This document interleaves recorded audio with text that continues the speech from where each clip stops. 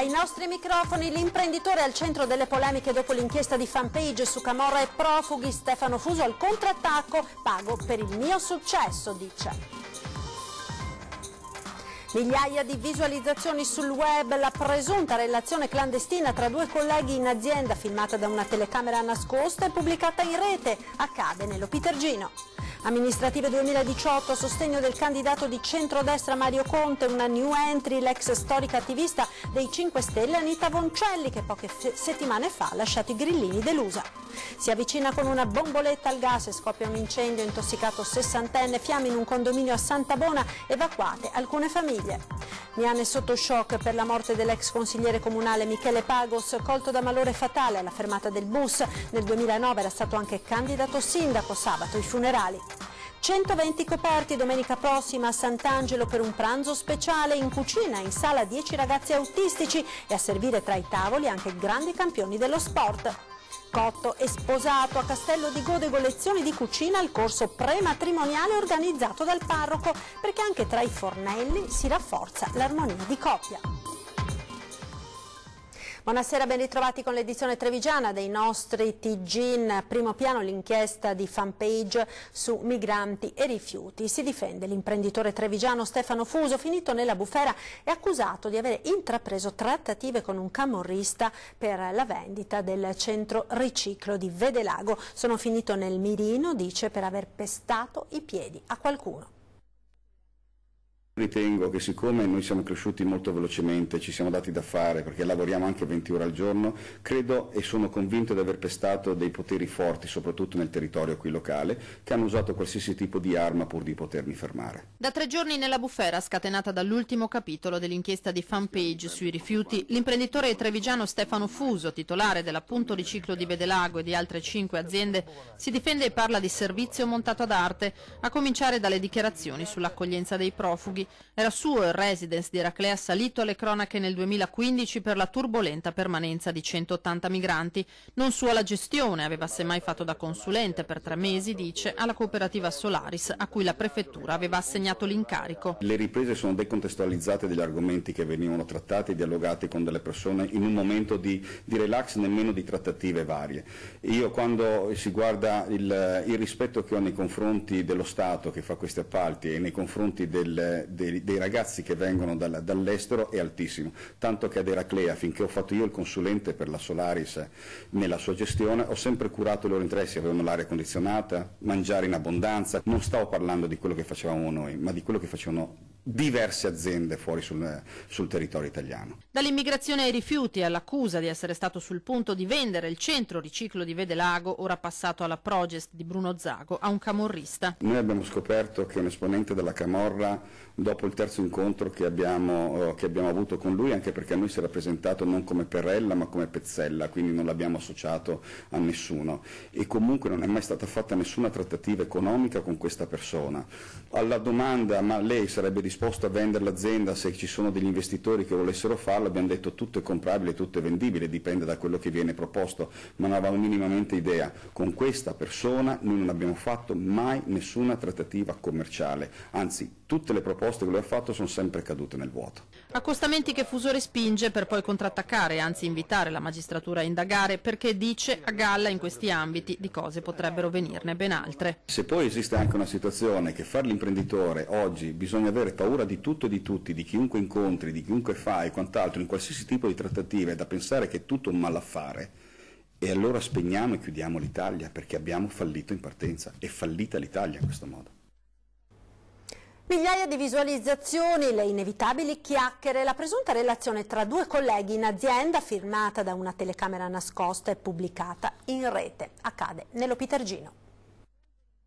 Telecamera nascosta in azienda per immortalare i colleghi che si scambiano effusioni e si appartano in uno stanzino, e per rendere pubblico il filmato sul web creando un apposito canale YouTube con una didascalia accusatoria. Ecco cosa fanno in azienda, mogli, mariti e figli devono sapere, è una vergogna. Accade in uno stabilimento dello Pitergino dove un ignoto collega, che da quel che si ricostruisce vedendo il video avrebbe posizionato una microcamera sotto il tavolo o una sedia di una delle stanze dell'azienda per riprendere i comportamenti evidentemente già noti di due capi settore, registrando in 3 video decine di minuti in realtà in cui non si vede granché se non effusioni relativamente innocue e un bacio furtivo. Il tutto poi messo in rete lo scorso 31 marzo con tanto di nomi e cognomi, con la precisa intenzione di screditare i protagonisti e metterli nei guai con le loro famiglie, forse per vendicarsi di qualche torto subito proprio sul lavoro. Nomi, anche quello dell'azienda, e poi volti riconoscibili. Un mix pesante, pesantissimo, a cui si aggiungono quasi 20.000 visualizzazioni.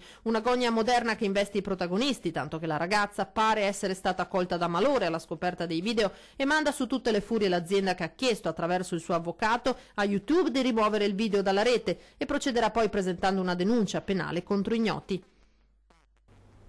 L'aggressione di Pieve di Soligo, proseguono le indagini dei carabinieri che starebbero chiudendo il cerchio intorno al responsabile del pestaggio di un operaio del Bangladesh.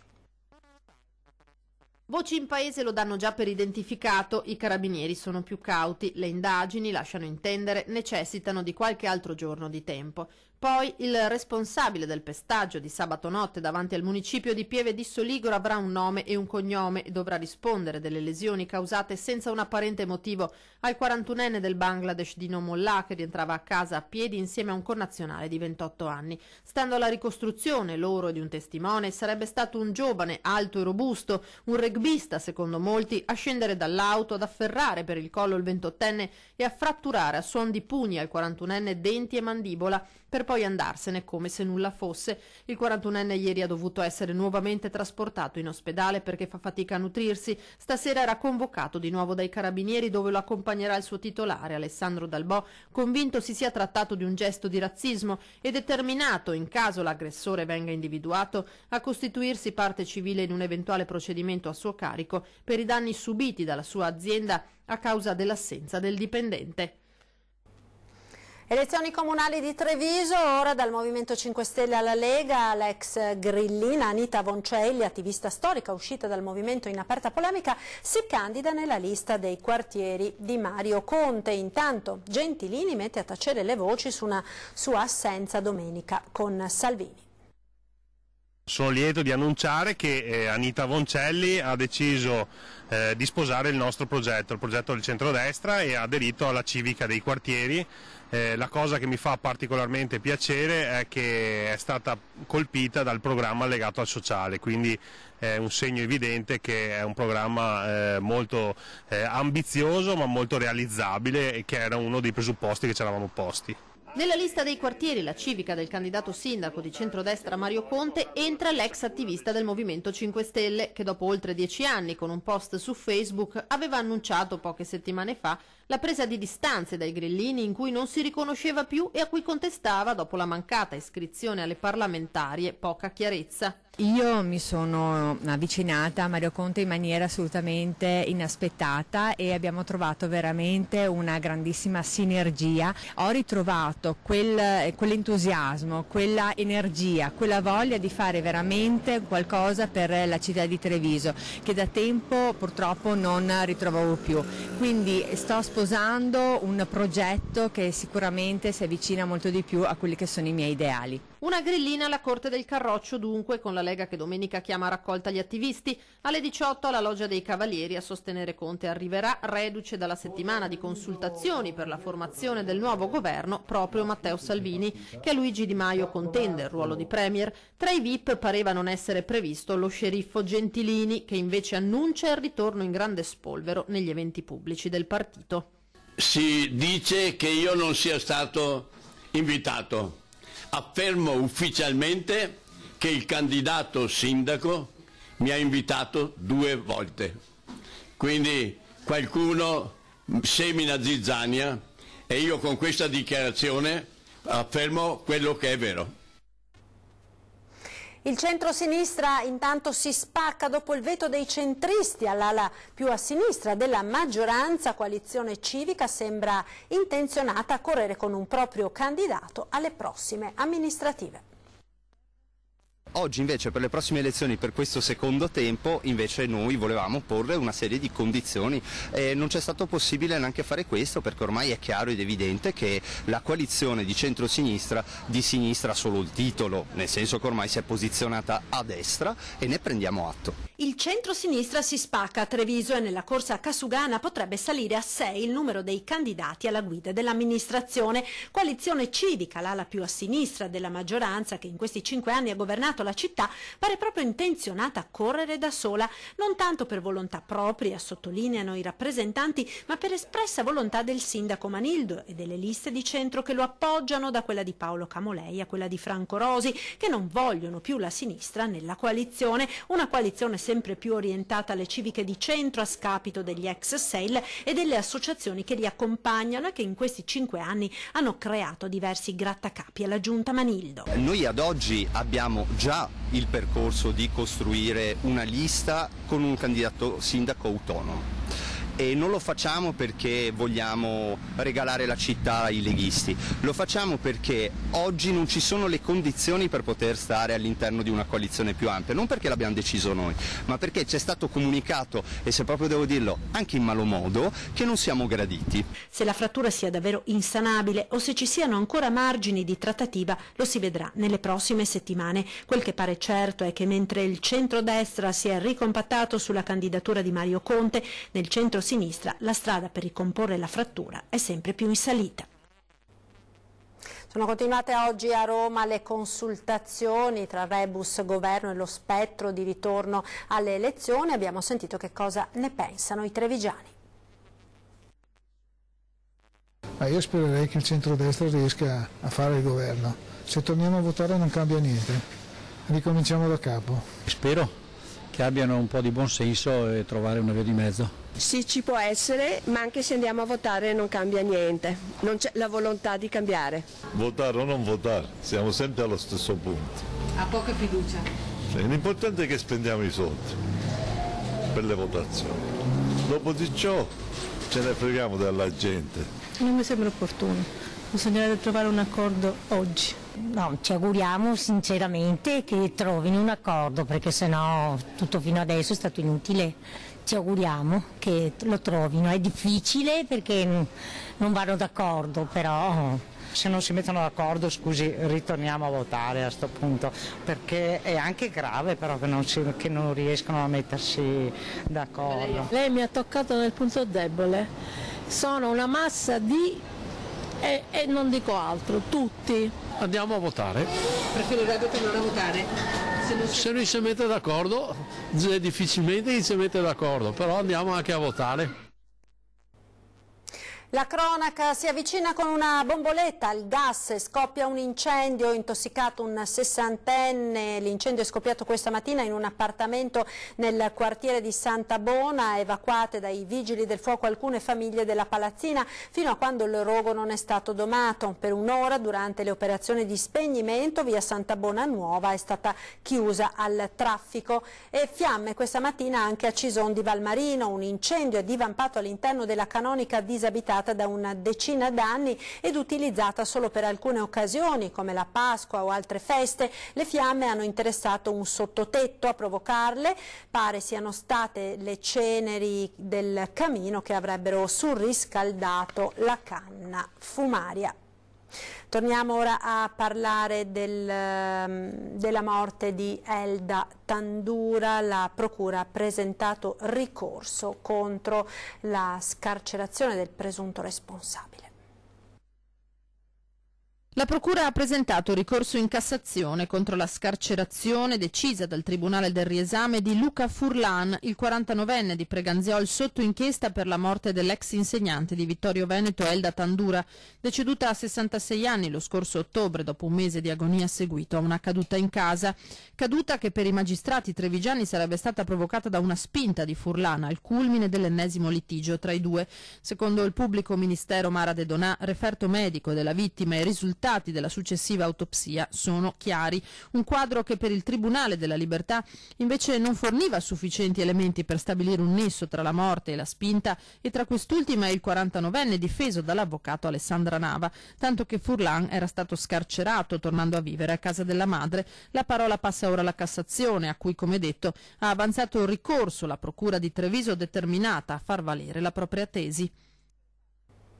Foto hard tra l'allenatore e l'allieva quindicenne, lui veneziano, lei residente in provincia di Treviso. L'uomo è stato sospeso dalla Federazione Italiana Nuoto in attesa che l'inchiesta chiarisca l'accaduto. Scambio di foto hard tra l'allenatore ed una giovane nuotatrice, sua allieva, 15 anni all'epoca dei fatti. La Procura di Venezia ha chiuso le indagini mentre la Federazione Italiana Nuoto ha deciso di sospendere l'allenatore per 2 mesi da ogni attività federale. L'indagine è protetta dal massimo riservo. Al momento si sa solo dello scambio di fotografie osè tra l'allenatore e l'atleta, foto che i genitori della ragazza hanno scoperto sul cellulare della figlia. Non è chiaro invece se oltre all'invio delle immagini vi siano anche stati dei rapporti sessuali tra i due, sospetto alimentato da una fotografia che immortala il preparatore mentre mostra lo stick di un test di gravidanza con la scritta negativo. L'uomo è stato sospeso dall'attività in attesa che l'inchiesta faccia il suo corso. Verranno celebrati sabato a Combà i funerali di Michele Pagos, l'ex consigliere comunale morto ieri sera in seguito ad un improvviso malore. Un malore improvviso mentre aspettava l'autobus alla fermata di Lancenigo davanti all'istituto Planck ha stroncato Michele Pagos, 53 anni, formatore, ex consigliere comunale a Miane, dove viveva nella frazione di Combai con la moglie e le 2 figlie. Il malore ieri sera, poco dopo le 18, nonostante i soccorsi tempestivi dei sanitari del 118, il cuore di Pagos ha cessato di battere poco dopo il ricovero all'ospedale di Treviso. La notizia della scomparsa ha destato profondo cordoglio a Miane, dove Pagos era molto conosciuto. Nel 2009 si era anche candidato sindaco con la civica Uniti per Miane. Era molto impegnato in attività di formazione dei giovani e nel volontariato con la Proloco per l'organizzazione della Festa dei Marroni e come storico del territorio. Aveva anche scritto un libro sulla storia di Combai. Lascia la moglie Michela e le 2 figlie Sofia e Clara. I funerali verranno celebrati nella parrocchiale di Combai sabato alle 15. Linea alla regia ora per la pubblicità, tra poco.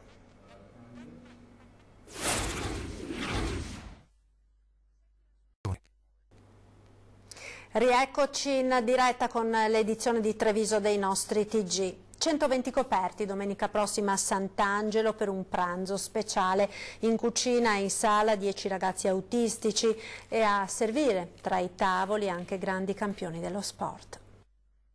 Questa è pasta di prima qualità. I camerieri saranno d'eccezione Riccardo Pittis e Marzio Bruseghin, ma ancor più lo saranno i cuochi, un gruppo di ragazzi autistici che prepareranno la pasta fresca da servire agli ospiti. È il pranzo solidale in programma domenica prossima presso gli impianti della Proloco di Sant'Angelo. Treviso torna così a celebrare la giornata mondiale della consapevolezza sull'autismo, dove sono proprio i ragazzi ad essere protagonisti grazie al progetto Cooking for Autism, volto a creare un'autonomia per i giovani affetti da questa malattia.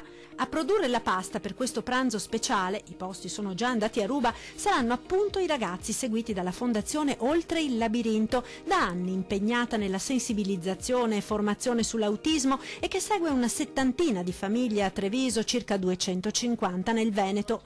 Una sindrome complessa, l'autismo, che colpisce un bambino ogni 100 e ha un importante impatto sociale perché in mancanza di un adeguato sistema di supporto l'80% delle persone autistiche non sviluppa capacità socio-relazionali sufficienti a renderle autonome ed avrà dunque sempre bisogno dei propri familiari e di un contesto di vita facilitato. Si parla sempre di bambini e ragazzi autistici, ma questi bimbi e giovani crescono, diventano adulti ed il grande dramma delle famiglie è proprio quello del futuro dei propri figli quando i genitori non ci saranno più. L'associazione sta cercando di acquistare un edificio per far partire un progetto di residenza destinato ad un gruppo di ragazzi quando le famiglie non saranno più in grado di accudirli.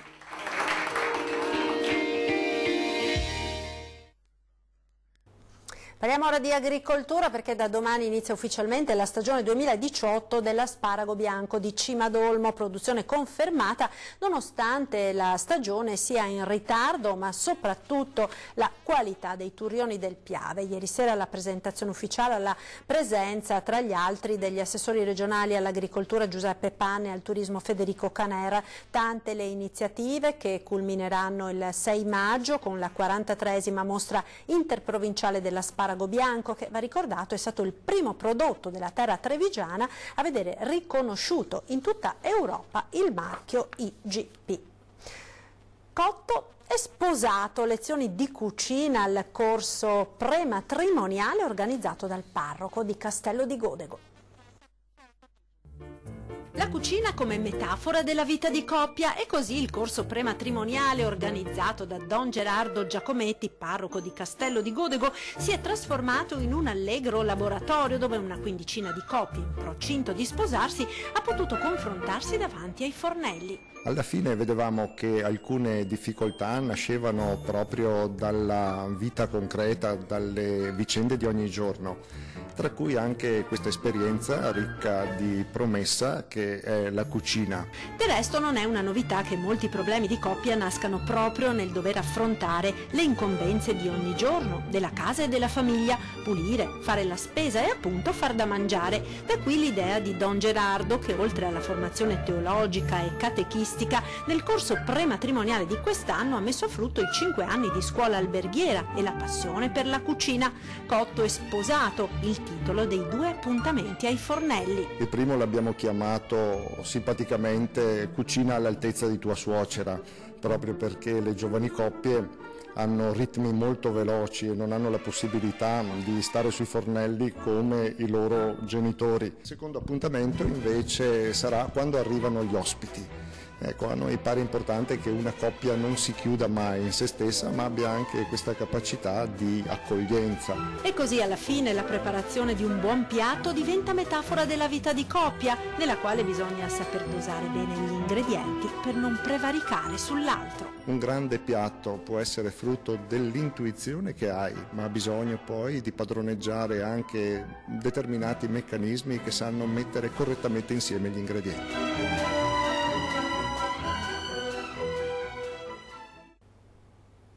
Dopo i TG torna anche questa sera 20:10, si parlerà di banche, ospiti in studio l'economista Francesco Pontelli e l'avvocato Paolo Quaggetto. Ed è davvero tutto per questa edizione, in chiusura come sempre le previsioni del tempo con il meteo. Arrivederci.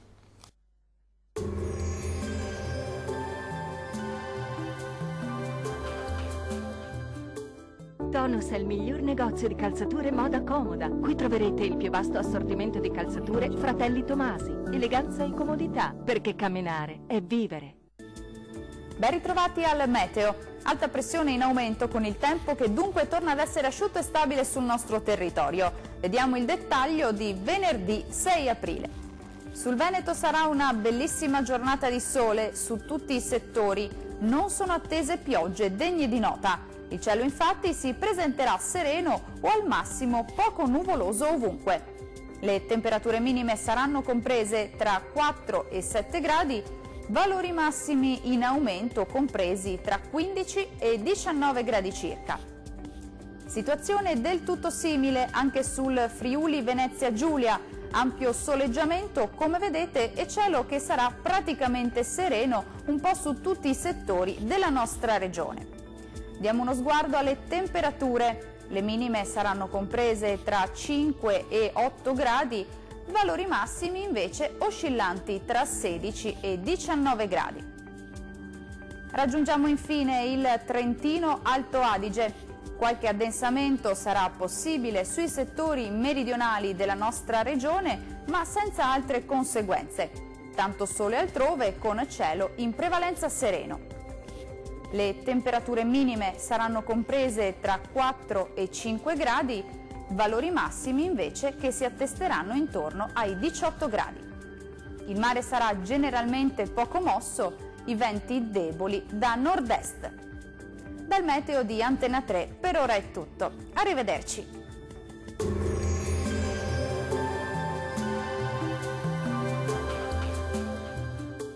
Tonus è il miglior negozio di calzature moda comoda. Qui troverete il più vasto assortimento di calzature Fratelli Tomasi. Eleganza e comodità, perché camminare è vivere.